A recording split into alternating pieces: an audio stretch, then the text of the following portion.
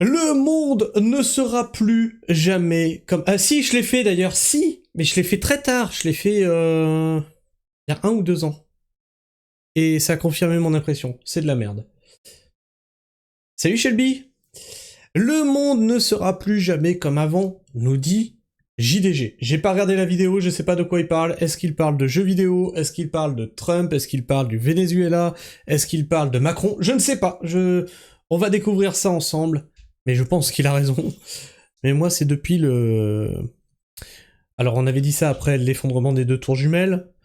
Et on a dit ça encore dernièrement avec le gros vide. On a dit ça avec le Mercosur. On a dit ça avec... Bref, il y en a eu des époques hein, où le monde ne sera plus jamais pareil.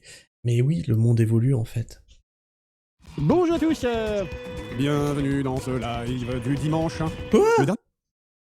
Alors il y en a un où j'ai les sous-titres, et là il se met en x2 tout seul. Mais tu vas te calmer, oui? Dimanche des vacances pour certains.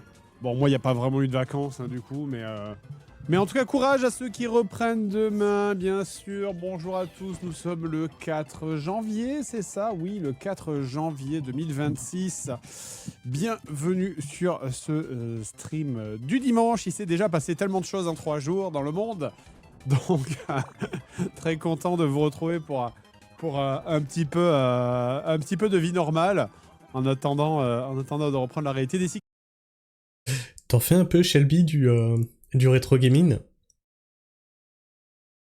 Ma chérie, elle m'avait acheté pour mes 40 ans. Je crois que c'était pour mon passage à 40 ans. La Mega Drive Mini. Oh, j'étais comme un fou. J'ai dit, je vais me faire une soirée rétro. Je vais ressortir tous mes vieux jeux là que j'avais. Bon, du coup, ils sont intégrés directement dedans. Et j'ai commencé avec Altered Beast, que j'avais poncé quand j'étais gamin.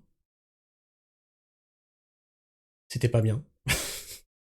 J'ai continué sur Golden Axe. Ouais, c'était Golden Axe. C'était pas bien. J'ai fait, alors là, Street of Rage, c'est pas possible que ce soit pas bien, que ce soit pas comme dans mes souvenirs, machin et tout. C'était pas bien. Je sais pas, il y a un truc bizarre qu'on devait pas ressentir quand on était gamin. C'est la dureté. Les jeux étaient putain de durs quand on était gosse. Et il y a une espèce de latence de quand tu appuies sur le bouton et la réaction du personnage. Et je pense que d'un autre côté, on s'est aussi habitué à d'autres standards. Quelques heures, comment ça va? En fait, j'étais allé regarder, là, vous savez qu'ils ont sorti il y a quelques jours Geopolitical Simulator 2026. Je suis allé voir les commentaires parce que je me dis chaque année ils te ressortent vraiment. Je crois que c'est vraiment on parle d'arnaque, mais chaque année ils te sortent le même putain de jeu avec les mêmes putains de bugs. Juste ils changent les têtes des présidents vite fait. Ils ajoutent... Comment ça, Golden Axe, c'était déjà pas bien avant? Retire ce que tu as dit, Maggie. de trucs à la con et hop, vendu le jeu. Et le jeu il est sorti il y a quelques jours et il est déjà dépassé. Le mec du Venezuela qui a été kidnappé, ouais bah oui. Le premier message sur le chat, c'est ça. Le mec de Venezuela, d'ailleurs, qui a été kidnappé. Mais ouais, il faut s'habituer à ce qu'on... La période de paix, c'est fini. C'est fini, là. Faut rester en forme, hein, les amis. Faut pousser à la salle, parce que... falloir faire la guerre, bientôt. Pas grave, je suis trop vieux. Ah, c'est ça, c'est l'avantage. Sur ce stream, vous êtes normalement trop vieux. Faire la guerre sur code, ça marche aussi. Non, mais... Je sais pas. C'est jusqu'à quel âge la guerre, les gars? Est-ce que je suis trop vieux? J'ai 45 piges. Cette année, je vais fêter mes 46. Est-ce que je suis trop vieux pour la guerre? Bon, en tout cas, il y aura mon... 40? Bon, en tout cas, il y aura mon gamin, lui, il est pas trop vieux. Je préférerais la faire à sa place. Hein. En vrai, vous êtes tous des gamers. Donc on vous mettra une manette de Xbox dans la main et vous piloterez des drones. De toute façon, c'est toujours une question d'argent, bah évidemment, bien sûr. Évidemment. De toute façon, tout ce qu'on voit là, c'est les... C'est juste là, tout ce qu'on voit, tout ce qu'on assiste, que ce soit le Venezuela, hier... c'était hier ou c'était avant-hier? Non, c'était hier. Et dans quelques heures, très certainement, parce qu'il y a plein d'avions américains qui sont en train d'arriver en Europe, dans quelques heures ou dans quelques jours, l'Iran de nouveau, là, c'est juste la guerre entre les États-Unis et la Chine qu'on est en train de voir. C'est là où on se rend compte que nous, on est hors jeu, parce que le Groenland deviendra létal. Mais c'est déjà... On est hors jeu. on est devenu impuissant. Et je trouve ça dingue. Je veux dire, l'Union Européenne, on la déteste. C'est normal, telle qu'elle est, on la déteste. Mais ça aurait pu être un super truc en réalité. L'Europe telle qu'elle était au début, tu vois, le truc de l'après-guerre pour reconstruire, machin et tout, et je crois jusqu'au 12, c'était bien. C'est après que ça s'est parti en couille. Mais à 12, on aurait pu faire un truc costaud. Et non, on en a fait de la merde. On en a fait de la merde. C'est-à-dire que maintenant, on est 27 pays qui sont alliés et qui sont impuissants. C'est un truc de fou. C'est le cas. C'est qu'en fait, on est hors jeu et on ne peut rien faire à part juste. Alors, Tendre, ouais, ça pouvait pas être bien. Si ça avait été dirigé autrement. Là, oui, effectivement, ça a été dirigé de façon capitaliste, donc pour faire du profit, etc. Donc oui, effectivement, ça pouvait pas être bien. Mais si ça avait été dirigé autrement, dans une autre optique, comme quand tu diriges un pays, tu diriges pour le bien de ta population. Or là, l'Europe, t'as l'impression qu'elle fait tout contre sa population. C'est pas le principe, normalement. Tu dois te protéger de l'extérieur. Te faire gré, parce qu'on est hors jeu, on a zéro puissance, zéro diplomatie, zéro armée. On est hors jeu, on ne peut que regarder, les autres faire des choses, et nous on n'a aucun impact, sur rien, quoi. Tant qu'on a nos sous-marins nucléaires. Mais les sous-marins nucléaires, ça t'assure juste de ne pas perdre la partie. Ça ne Alors les sous-marins nucléaires, ouais, c'est bien, on en a 2 ou 3, je sais plus combien on en a, c'est pas grave. Ah, les Russes, ils en ont combien? Les Américains, ils en ont combien? Non, on est foutus, les gars. En plus, il y a la Chine qui se met là-dedans, alors là, c'est terminado. te permet pas de participer à la partie, ça t'assure juste de ne pas perdre. On condamne fermement quand même. Ouais, bah c'est... Ouais. Bah oui. Après, je comprends, l'imbroglio et le fait que personne ne sache trop quoi dire. En fait, c'était rigolo, ça, j'ai vu ça hier. Tu sens que tout le monde est en mode c'est pas bien, mais c'est bien, mais c'est pas bien. Tu vois, parce que c'est... tu sens que d'un côté, les Vénézuéliens ont l'air très heureux, parce que c'était un dictateur qui s'était maintenu en place malgré qu'il ait perdu les élections. Donc clairement, le peuple est très heureux. Mais de l'autre côté, on sait tous qu'ils l'ont pas fait pour une bonne raison. On sait tous qu'ils y sont allés uniquement. C'est ça qui est ouf, hein. C'est ça qui est ouf, c'est qu'aujourd'hui, la droite, la gauche, c'est en train de tout partir en couille parce que bah, oui, on soutient, mais oui, mais non, mais du coup, t'es de gauche, t'es de droite, parce que la droite, elle a dit pareil que toi, et la gauche aussi, du coup. C'est génial, c'est super. Pareil, à la mort de Brigitte Bardot, il y a Émeric Caron qui a rendu hommage à Brigitte Bardot. Et là, on l'a rappelé à l'ordre. Tu retires! Sinon, tu finiras par voter extrême droite! Facho! Il lui a rendu hommage pour son combat pour les animaux, putain. C'est un truc de fou, c'est en train de tout partir en couille. Et là, moi je pense qu'ils l'ont pas vu arriver parce qu'ils étaient focalisés sur les Russes, hein. C'est les Russes, c'est les Russes, c'est les Russes, c'est les Russes. Et à gober le chibre des Américains. Et là ils ont fait, ah merde.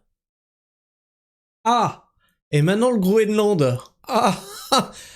Mais nous on était occupés avec les Russes, c'est-à-dire que là on est dans la merde. Et t'as Merluche qui veut libérer l'autre dictateur. Quel autre dictateur? Ça va trop vite, j'ai pas le temps de tout suivre, moi.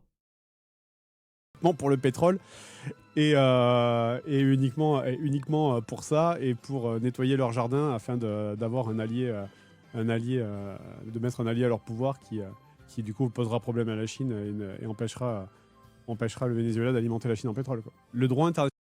Bah... Ah bah pub.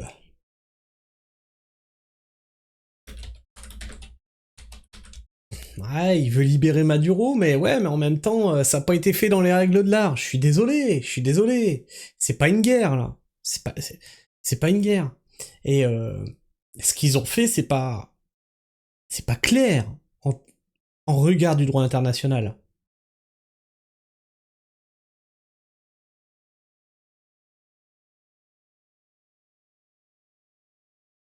Ouais, alors ça, on l'a traité, c'est lui. Alors, Redraken. T'as eu 2 fois la même pub. Non, mais faut arrêter avec le droit international. Bah, je sais pas. Franchement, je sais pas. Si demain, on a un président qui fait tout comme il faut chez nous, tu vois. Je dis pas que Maduro fait tout comme il faut. Mais admettons que demain, on a un président qui fait tout comme il faut. Que ça arrange pas un pays qui vienne te l'enlever pour dire ouais, machin, tu vas être jugé, etc. Alors que tu sais qu'ils viennent, je sais pas, pour raser tes forêts, par exemple, c'est à peu près la seule ressource qu'on a en France. Tu sais très bien qu'ils ont pas fait ça parce qu'ils maltraitaient son peuple, mais qu'ils viennent pour raser les forêts. C'est pas cool. Là, ils ont enlevé Maduro, soi-disant pour libérer le peuple, mais tu sais très bien qu'ils veulent pas libérer le peuple, puisqu'ils veulent mettre en place un gouvernement américain pour s'accaparer les ressources pétrolières. Alors, ouais, je suis pas tout à fait d'accord pour le... Bah, pour l'emprisonner. Il a fait quoi? Il a fait quoi? Ah, il a fait des trucs qui sont pas cool au niveau de son mandat de président. Ok, on a Hollande, hein. Hollande qui a fait des conneries dans le Donbass. On a Sarkozy. Sarkozy, il a fait quoi? 10 jours de prison. On a Macron. Personne vient les enlever, ceux-là. Ils sont à la solde des Américains. Donc qu'un autre pays... Parce qu'on n'arrête pas de te parler d'ingérence russe, mais quand c'est de l'ingérence américaine, ça va. Bah non. Sachant que les Américains, c'est quand même les plus gros fouteurs de bordel dans le monde entier, quoi. Donc du coup, faudra enlever le président américain. Pour que ça s'arrête. Ça légitime tout. C'est ça, le droit international. Je suis d'accord que oui, faut le droit international à bon dos. Mais en fait, on n'a plus que ça. Parce qu'on a pu, justement, on le dit, on est impuissant. Donc on n'a plus que ça, le droit international. Ouais, parce qu'on n'a pas d'armée pour leur mettre en face. C'est pas tant le pétrole que les minéraux, en vrai, mais je vois ce que tu veux dire. Ouais. Fallait qu'il aille aux Caraïbes pour les vacances, fallait bien le faire sortir. Tiens, par exemple, on est en train de te dire, ouais, Maduro, c'était par rapport au... Merde, comment t'appelles? À la drogue, tout ça, tu vois, qui faisait passer de la drogue à fond sur le territoire américain. Du coup, demain, on est d'accord que n'importe qui peut enlever Macron. Enfin, ouais, non, ça nous réjouirait. Mais le prochain président. Je dis une connerie au hasard, Bardella. Bon, on sait qu'il se présentera pas. Hein. Je le sais, je le traite demain. Bardella ne se présentera pas. Mais Bardella vient au pouvoir. Et du coup, quelqu'un vient l'enlever parce qu'on a la DZ Mafia sur le territoire qui fait du hacking, qui fait de la drogue, qui fait des tueries, machin et tout. Ben oui, mais enfin, il est responsable de quoi? Il vient d'arriver au pouvoir. Tu vois ce que je veux dire? International est le dernier rempart contre une guerre mondiale. Ça n'existe pas, le droit international. Ça n'existe pas. Ça n'existe pas. Le droit international, c'est un concept qui a été créé par les Occidentaux parce qu'on a dominé le monde pendant plusieurs centaines d'années et qu'on a dominé le monde. Et c'est en train de s'inverser. Et là, on est en train de... Et vous le voyez de toute façon tous, hein, la France est en train de devenir un pays du tiers-monde. Tous les pays dits riches sont en train de devenir des pays du tiers-monde. Et les pays du tiers-monde sont en train de monter en puissance. Et ça tourne comme ça, c'est normal. Hein. Si tu regardes sur l'histoire du monde, les empires s'écroulent. Et d'autres viennent, etc. Bah là, c'est à notre tour de nous écrouler, les gars. Monde post-Deuxième Guerre mondiale. Et du coup, on a inventé le concept de droit international pour dire ce qui était moralement bien comme relation entre les pays. Mais le droit international n'existe, comme le droit d'ailleurs, comme la justice dans n'importe quel pays, n'existe que parce que l'État a le droit de violence légitime. Et c'est cette violence légitime de l'État. Oui, mais derrière, les États-Unis faisaient partie de l'OTAN, etc. Il y avait des accords. Enfin merde. Qui crée la justice, qui fait qu'il y a un droit dans ton... qu'il y a une, ouais, ça aussi c'est fort, de droit dans ton pays. Mais à partir du moment... Le droit international, c'était pareil. Le droit international, il existait parce que les pays occidentaux... En fait, la JDG, il est en train d'essayer de nous dire, je pense, hein, que le droit international n'existe que tant qu'il est respecté. Vous savez, c'est un peu comme en France. Les lois, elles existent que pour ceux qui les respectent, en fait. Occidentaux, et les États-Unis surtout, qui représentent 90% de la force des pays occidentaux, étaient à peu près du même avis sur les relations entre les pays et sur la manière dont on doit gérer, administrer les relations entre les pays, du genre il faut pas s'envahir, il faut respecter les frontières, etc. Mais à partir du moment où tu as un pays comme les États-Unis qui d'un seul coup a dit bah moi finalement j'en ai rien à foutre du droit international, je fais ce que je veux, sachant que le droit international en plus on le violait un petit peu quand ça nous arrange. À partir du moment où tu as les États-Unis qui est le plus gros contributeur à la force, avec des guillemets, la force légitime des pays occidentaux à exercer ce droit international, bah, nous, en tant que spectateurs, parce que les Européens, on est des...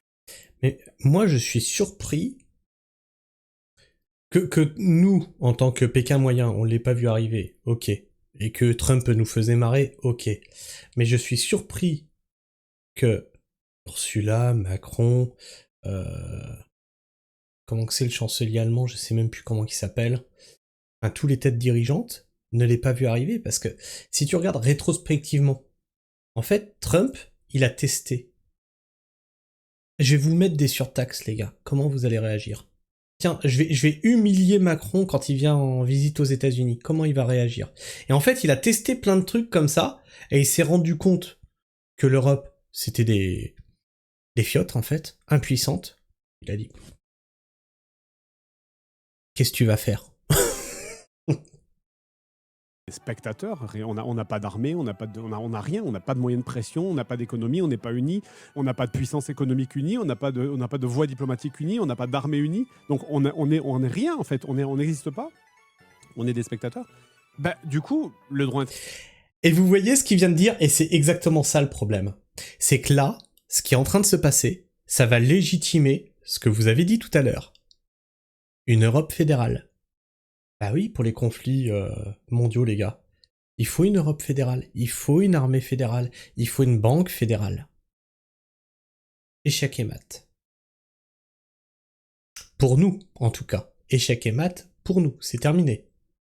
Ça n'existe plus. Ça n'existe pas, le droit international. Si demain, c'est encore une fois, c'est ce que je dis, c'est juste un concept créé par les Occidentaux pour dire, bah, normalement, la bienséance voudrait que les choses soient comme ça.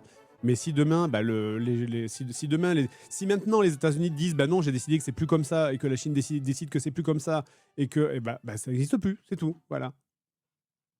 C'est triste, hein, et du coup, c'est pour ça que je comprends les réactions un petit peu compliquées, les réactions un petit peu étranges des politiciens qui sont en mode genre c'est bien que Maduro... Bah, tu vois, Shelby, tu dis je suis pas sûr que l'Union européenne tienne jusque-là. Alors actuellement, moi, je le dis, hein, il faut qu'on sorte de ce truc-là avant 2030. Parce que si en 2030, on n'y est pas sorti, on est rincé, on est fini. Nous, la France, les Français, le peuple de tous les pays européens sont finis. On sera des États dans ce truc, cette entité nébuleuse. Seulement, avec ce qui est en train de se passer actuellement. Tout le monde sort de l'Europe, l'Europe elle éclate. On fait quoi? On a, à cause de l'Europe, flingué nos industries, flingué notre agriculture, flingué notre économie, flingué notre électricité, flingué nos routes, les autoroutes ont été privatisées, flingué le service des eaux, tout ça, ça a été privatisé. Et de l'autre côté, on a maintenant des blocs très puissants, belliqueux. Qu'est-ce qu'on fait? On est baisé dans tous les cas. Oui, c'est parti parce que c'est un dictateur, mais en même temps, droit international. Mais oui, parce qu'en fait, là, on se rend compte que si demain Trump il va prendre le Groenland, qu'est-ce qu'on va faire? On va envoyer nos armées contre les États-Unis? Bien sûr que non. On va rien faire. On est bien sûr que non. On peut rien faire. On n'a aucune puissance. On n'est pas unis. On n'est même pas d'accord entre nous sur des trucs à la con. Donc évidemment qu'on va rien faire en fait. Donc on va juste s'aplatir et faire le droit international, parce que ça nous arrangeait bien le droit international à l'époque où les États-Unis étaient derrière nous pour l'appliquer.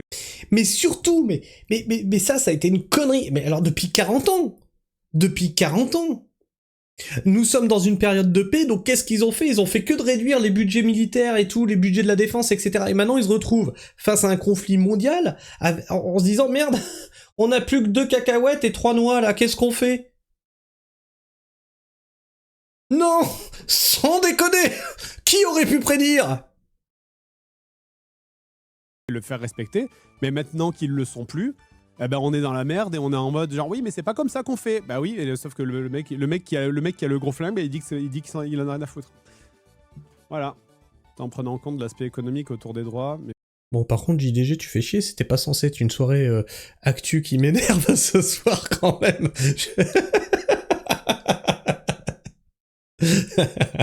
On dirait la chaîne Pragmactu là, alors qu'on est censé être chill. Bon, c'est vaste comme sujet. Oui, bien sûr. Encore une fois, c'est très très vaste, bien sûr, comme sujet. Mais là, le résumé, de toute façon, c'est que tout ça n'est qu'une... Tout ça n'est qu'une partie d'échec entre la Chine et les États-Unis, sur laquelle nous, on est mis de côté. C'est le retour, de toute façon, en vrai, c'est le retour de la doctrine Monroe et le retour des gros empires. Oui. Et donc, bah, c'est où t'es gros et t'as un gros flingue et tu peux menacer tes voisins, ou tu l'as pas et tu subis les autres qui ont un gros flingue. Est-ce que vous vous rappelez de ça? C'était au tout début, le premier mandat de Macron. Et toujours pareil, hein, rétrospectivement, c'est rigolo de revoir les trucs. Quand Poutine avait dit à la France, à Macron, les États-Unis vous maltraitent, arrêtez d'être ces vassaux, je crois qu'il avait dit pour dire ces petits caniches, quoi, et rejoignez la Russie, elle vous protégera. Premier mandat de Macron. Je pense que Poutine, il avait déjà anticipé tout ça. Résultat, on a Macron qui a dit non, moi je suce les boules de... Merde, comment il s'appelait à l'époque, le président avant Trump, là. J'ai déjà oublié son nom, le sénile, là. Non, moi je continue à sucer la bite de Papy Pulapis. Résultat, ben on se retrouve comme des cons. Et en vrai, c'est ça aujourd'hui la France. C'est auprès de qui tu vas t'aplatir. C'est un truc de ouf. Rendez-vous compte, la France qui rayonnait avant.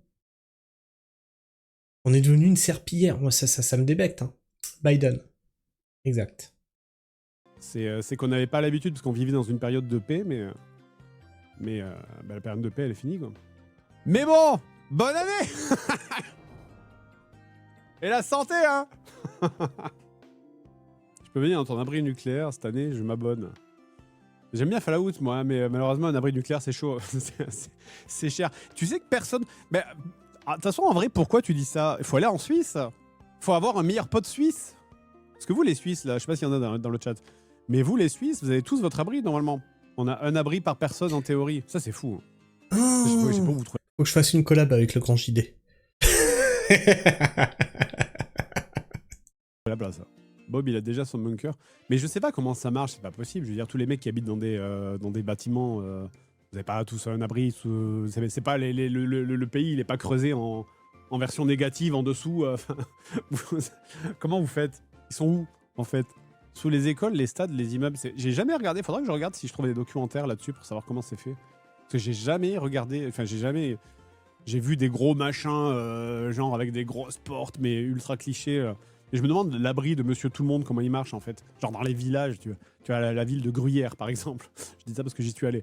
La ville de Gruyère, ils sont où les abris? Les backrooms. Il y a les backrooms sous la Suisse. Je vais réfléchir à émigrer en Suisse, putain, si je te dis, hein. Fallait marier une Suisse, hein. Tous les weebs là, ils veulent épouser des japonaises, mais non, le bon plan c'est d'épouser une Suisse. Hein. Une Suissesse? On dit une Suissesse? On n'a pas les moyens. Bah oui, mais c'est fantastique, non seulement tu payes. J'ai raté ma vie. Fallait épouser une japonaise, maintenant faut épouser une Suissesse. J'ai épousé une demi-kabyle. J'ai raté ma vie. Paye moins d'impôts, et en plus ta vie garantie. Et puis la Suisse, c'est magnifique.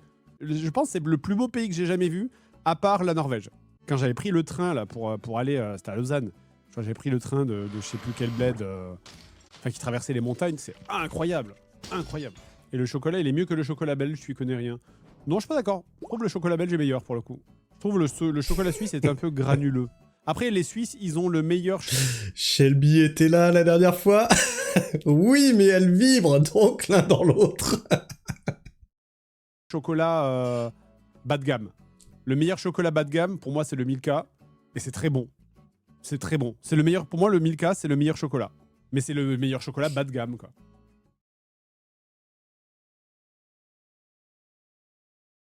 Comment ça, Alphadir? Comment ça, Alphadir? Sabrina, elle a pas de OnlyFans? Parce que t'as cherché? Peut-être bien que oui, peut-être bien que non. Non, elle en a pas. C'est dommage, hein, parce que putain, ça ramènerait de la thune, hein, parce que c'est pas avec maraîcher qu'on va vivre. Moi, je vous le dis.